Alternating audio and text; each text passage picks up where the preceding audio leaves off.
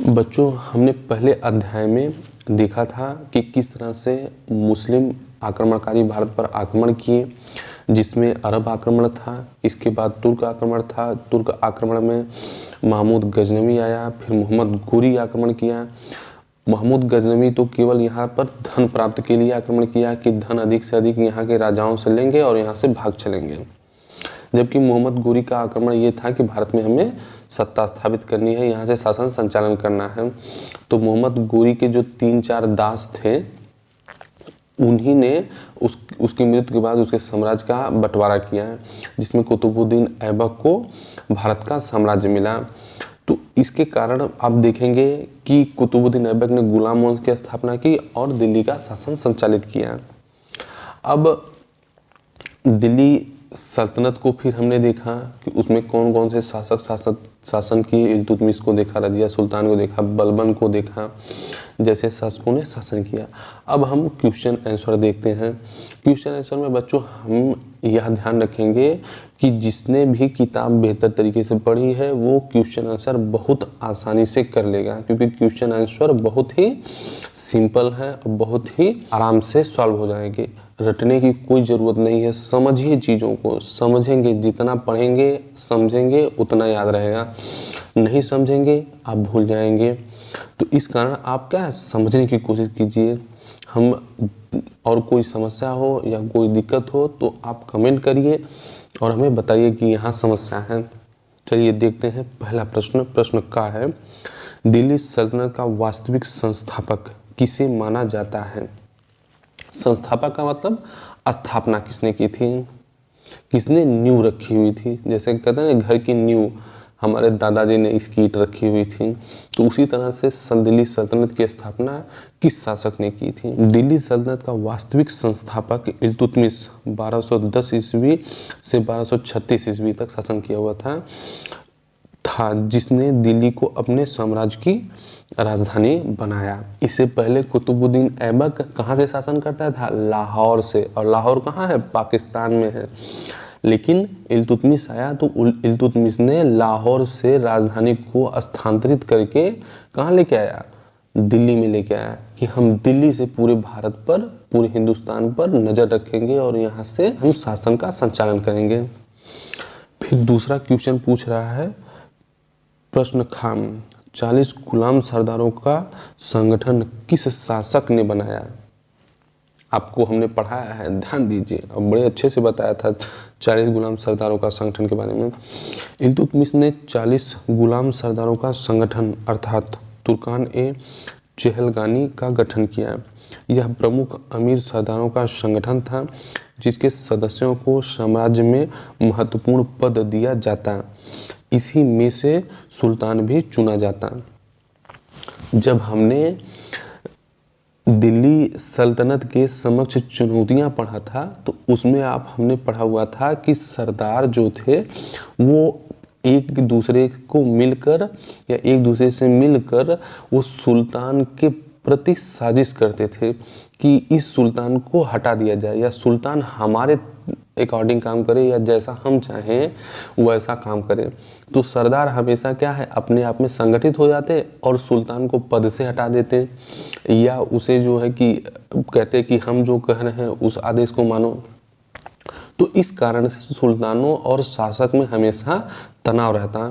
तो इस तनाव को समाप्त करने के लिए इल्तुतमिश ने एक संगठन बनाया जिसका नाम हम बोलते हैं 40 गुलाम सरदारों का संगठन। इसने इल्तुतमिश ने कहा कि हम 40 सरदारों के संगठन बनाएंगे और जो इसमें शामिल होगा उसे ही ऊंचा पद दिया जाएगा।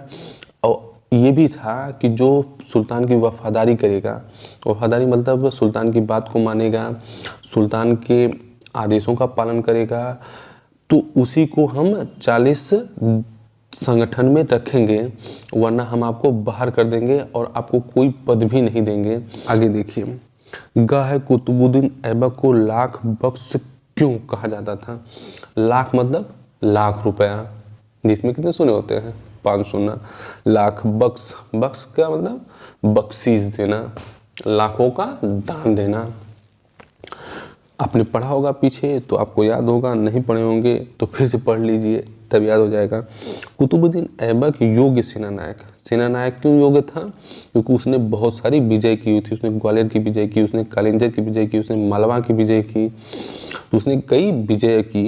इसके बाद एवं कुशल प्रशासक इसलिए था कि उसने साम्राज्य को संगठित रखा, उसको बिखरने नहीं दिया।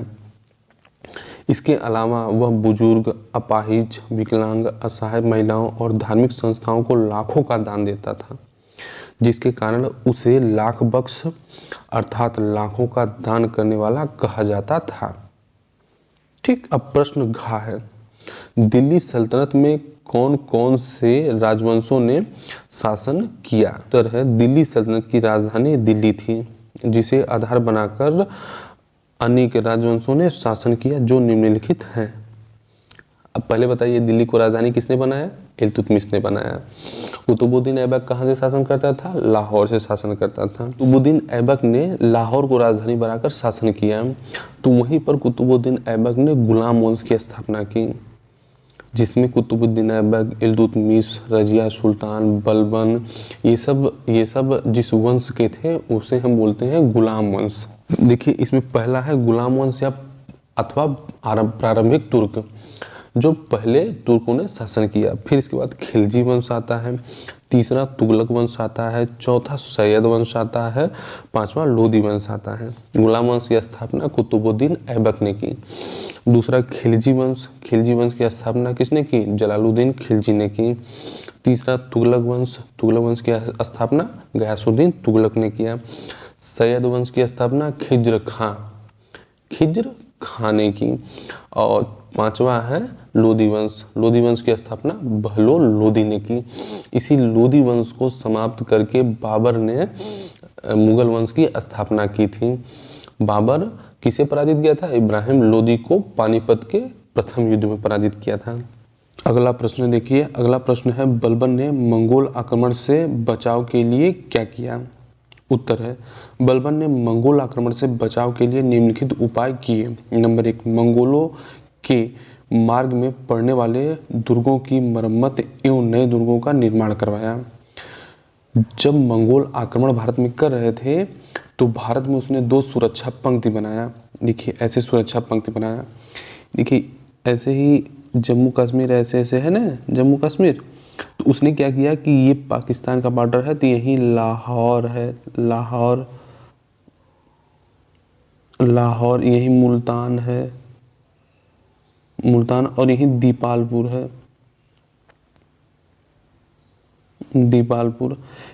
यहाँ पर ये सब किलों को मरम्मत करवाया। और यहाँ पर किसको नियुक्त किया? अपने पुत्र जो है मोहम्मद खां को नियुक्त किया। फिर इसके बाद देखिए, भारत है ना, भारत के जो ऐसे यहाँ ये तो सब पाकिस्तान में किलों का मरम्मत करवाया। इसको भारत में देखिए, यहीं पर सुमाना है, समाना, उच्च, ये राजस्थान में है। इन तीनों किलों को सुदृढ़ करवाया और यहाँ पर अपने पुत्र जो है बुगरा खां को नियुक्त किया। और ये कहा कि क्योंकि भाई ये योग्य थे और बेहतर सेनानायक थे, तो इन दोनों को यहाँ पर नियुक्त किया। इस तरह से मंगोल जब यहाँ से आक्रमण करते, मान लीजिए यहाँ से ऐसे आक्रमण करते, तो सबसे पहले ये मोहम्मद खां इनको रोकता। और इसी चक्कर में देखेंगे कि मोहम्मद खां की मृत्यु भी हो जाती है।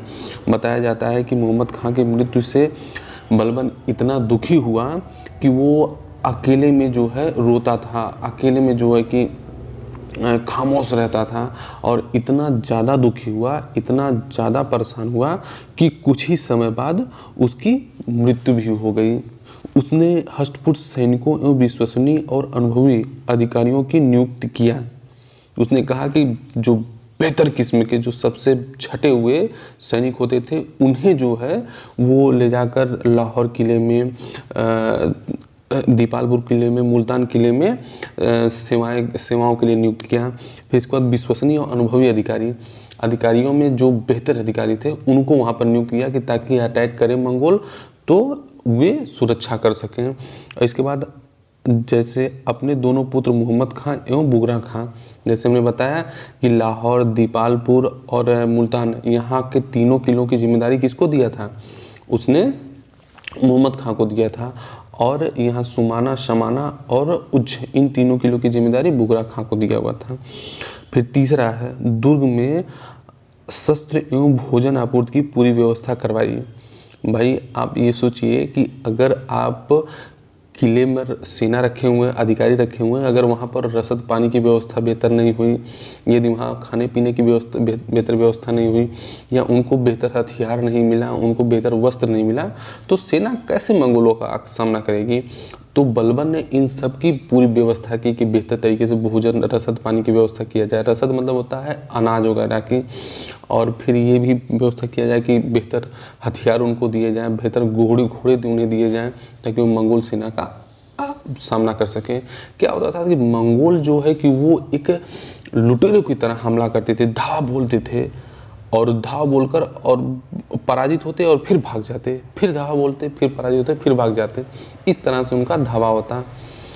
फिर देखिए, इस तरह से बलबन मंगोल आक्रमण से दिल्ली सल्तनत की रक्षा कर सका। सही मिलान कीजिए।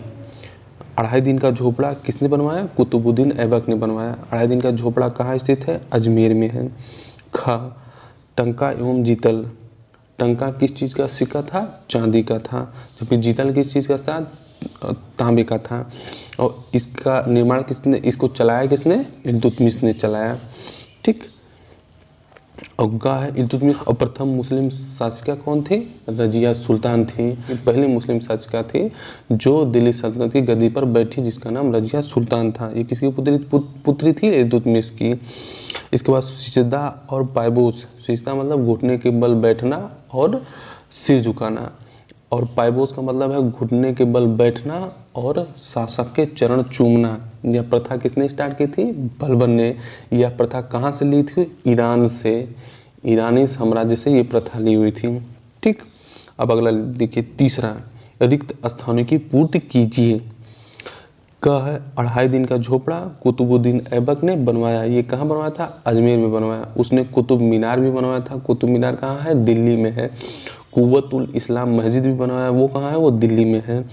फिर कुतुब मीनार को इल्तुतमिश ने पूर्ण करवाया। और बनवाया किसने, शुरू किसने किया था? कुतुबुद्दीन ऐबक ने। और ये किसके याद में बनाया गया था? कुतुब बख्तियार काकी, एक सूफी संत थे, उन्हीं के याद में बनाया गया था। ग है, प्रांत या इक्ता का प्रधान अधिकारी इक्तादार होता था या अक्तादार होता था। घ, इल्तुतमिश ने रजिया को अपना उत्तराधिकारी बनाया। हमने पहले ही बताया है कि रजिया को अपना उत्तराधिकारी बनाया, जो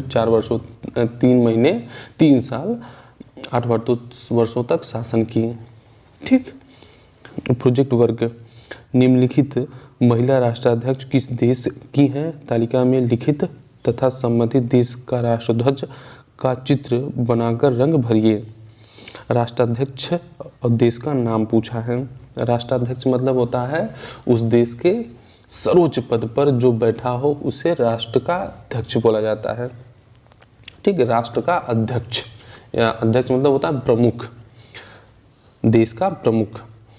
चंद्रिका कुमार तुंग, ये श्रीलंका की हैं, श्रीलंका की राष्ट्राध्यक्ष थी और श्रीलंका की राजधानी कोलंबो है। मार्गरेट थैचर यूनाइटेड किंगडम की हैं और यूनाइटेड किंगडम में 4 देश हैं, वेल्स, इंग्लैंड, स्कॉटलैंड, आयरलैंड। इन चारों को मिलाकर क्या बोला जाता है? यूनाइटेड किंगडम बोला जाता है। जूलिया गिलार्ड ऑस्ट्रेलिया की हैं और ऑस्ट्रेलिया की राजधानी कैनबरा है। एंजेला मार्केल जर्मनी की हैं, इसकी राजधानी बर्लिन है। मेघावती सुकर्णोपुत्री इंडोनेशिया की हैं, इंडोनेशिया की राजधानी जकार्ता है। किम कैम्बल ये कनाडा की हैं और इसकी कनाडा की राजधानी ओटावा है। अब देखिए, जो हम बता रहे थे, जो देखिए यही सुरक्षा पंक्ति जो है बनाया गया है। एक सुरक्षा पंक्ति ये है, एक सुरक्षा पंक्ति ये है, जिसमें बुगरा खां को नियुक्त किया और मध्य एशिया यहीं से चंगेज खां और उसके वंशज आक्रमण करते थे भारत पर। यहीं से आक्रमण करते थे, ऐसे अटैक करते थे और भारत में एक धोखे से अटैक करते थे, मतलब लुटेरे की तरह एक बैग अटैक करते और लूटते पड़ते और लेकर फिर वापस चले जाते। तो बलबन ने मोहम्मद खां और बुगरा खां को नियुक्त किया था। इसी में मोहम्मद खां मारा जाता है बेचारा, क्योंकि उस हमले में बड़ी जो है साहसिक रूप से वो हमले का तो प्रतिशोध करता है, या मंगोल हमलों को जो है कि मंगोलों से लड़ता है और मंगोलों को भगा भी देता है, लेकिन वो मारा भी जाता है। तो इस तरह से बच्चों आपको थोड़ा सा मैप है, मैप को हम बाद में दिखाएंगे कि मैप कैसे है।